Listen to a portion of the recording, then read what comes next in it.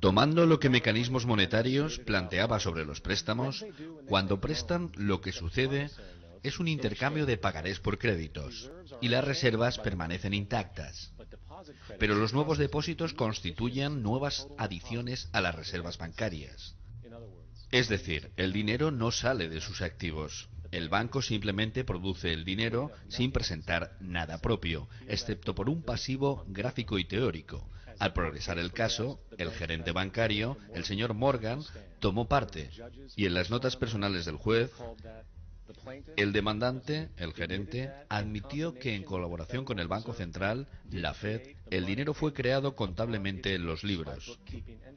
El dinero apareció solo cuando lo crearon, y ninguna ley en Estados Unidos existe que justificase esto con un derecho legal. Tiene que existir una consideración lícita que sea presentada para soportar el dinero. El juez encontró que no hay consideración lícita y lo admitió. También añadió que solo Dios puede crear algo valioso de la nada. Y con estas revelaciones, la Corte rechazó la expropiación y Daley conservó su casa. Las implicaciones del fallo son inmensas. Cada vez que se presta dinero bancario, sea una hipoteca o al usar tarjeta de crédito, el dinero recibido no es solo un montaje.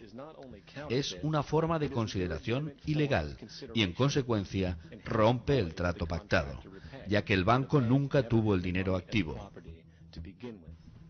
Desafortunadamente, tales fallos son ocultados e ignorados, y el juego perpetuo de endeudamiento y expropiación prosigue. Esto nos lleva a la pregunta del millón. ¿Por qué? Durante la Guerra Civil Norteamericana, el presidente Lincoln eludió los préstamos de alto interés ofrecidos por bancos europeos y decidió hacer lo que los próceres harían: crear una moneda libre de deudas e independiente para el país. Esta moneda era el greenback. Al poco tiempo de tomada la medida, un documento interno circuló entre los bancos británicos y norteamericanos. La esclavitud no es más que la propiedad del trabajo y conlleva consigo el cuidado de los trabajadores, mientras que el plan europeo es que el capital controle el trabajo, al controlar los salarios. Esto puede hacerse al controlar el dinero. No será efectivo permitir el greenback, ya que no lo podemos controlar. La política de fraccionar las reservas, perpetuada por la Fed, que se ha expandido en la práctica totalidad de los bancos en el mundo, es un sistema de esclavitud moderna. Considerémoslo. Todo efectivo representa una deuda. ¿Y qué hace la gente endeudada? Ellos se emplean para pagarla. Pero si el dinero se crea desde préstamos, ¿cómo puede la sociedad liberarse de deudas? No puede en este sistema. Y ese es el objetivo. Y es el miedo a perder las posesiones en conjunto con la lucha por subsistir en el sistema de deuda e inflación perpetuas, sumado a la estipulada escasez de dinero, creada por los intereses impagables, lo que mantiene al sistema esclavizante. Progresamos en una rueda de hámster, en efecto, apoderando a un imperio que realmente solo beneficia a las élites, en la punta de la pirámide social. Al fin de cuentas, ¿para quién trabajamos? Los bancos. El dinero se crea en un banco e invariablemente retorna a un banco. Ellos son los reales amos, con las corporaciones y los gobiernos que los apoyan. La esclavitud física requiere que los esclavos sean albergados y alimentados. La esclavitud monetaria logra que la gente tenga que trabajar por albergue y comida. Es uno de los grandes timos de la manipulación social que se haya creado, y en esencia es una guerra invisible contra la población. La deuda es el arma usada para conquistar y esclavizar sociedades, y el interés es su principal munición.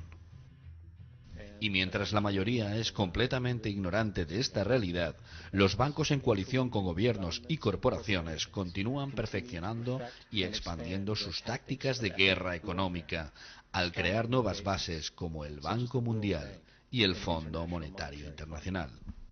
Incluso inventaron un nuevo tipo de soldado con el nacimiento del sicario económico.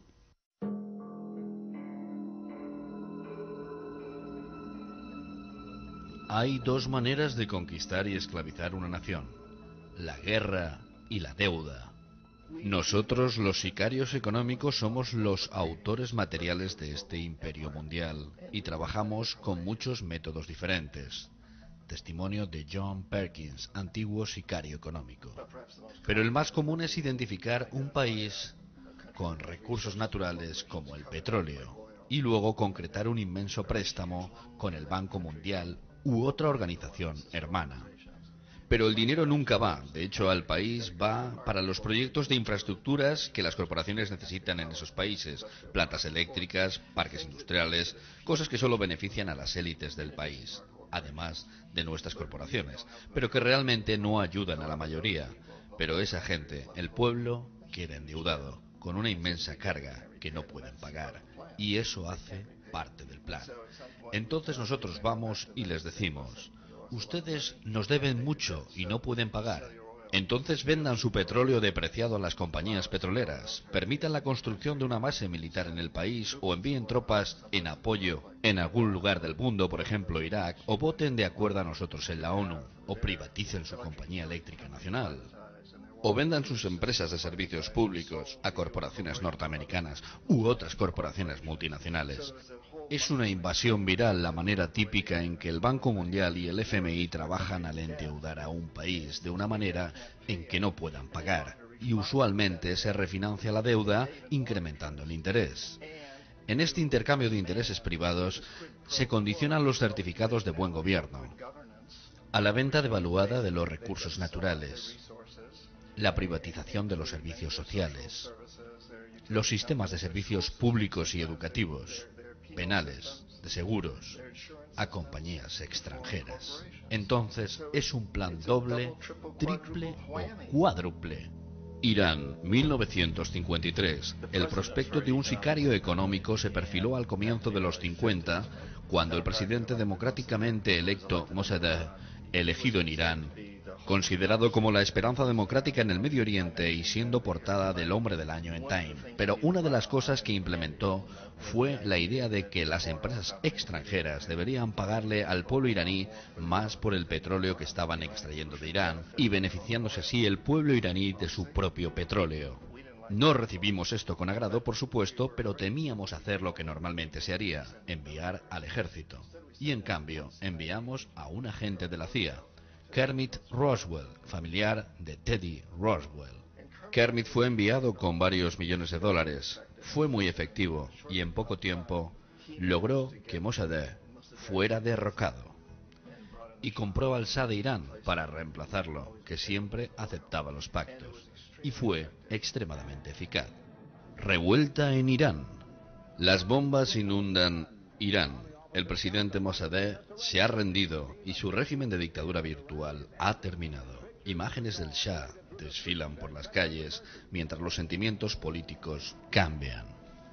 El Shah es bienvenido a su patria. En los Estados Unidos, en Washington, pensaron: ¡wow! Fue fácil y barato. Este evento estableció una nueva manera de manipular países y crear imperio. El único problema es que Kermit Roswell era un agente oficial de la CIA, y si hubiese sido atrapado, las consecuencias serían muy serias. Entonces, rápidamente se decidió que habrían asesores privados para canalizar el dinero del Banco Mundial o del FMI, entre otras agencias. Emplear a gente como yo, quienes trabajaban para compañías privadas, de manera que si éramos atrapados no habrían implicaciones políticas. Guatemala, 1954. Cuando Arbenz se convirtió en presidente de Guatemala, el país estaba bajo el control de la United Fruit Company y las grandes multinacionales. Arbenz se presentó como candidato con el lema de «Hay que devolver tierra al pueblo». Una vez que tomó el poder, implementó políticas que cumplían sus promesas.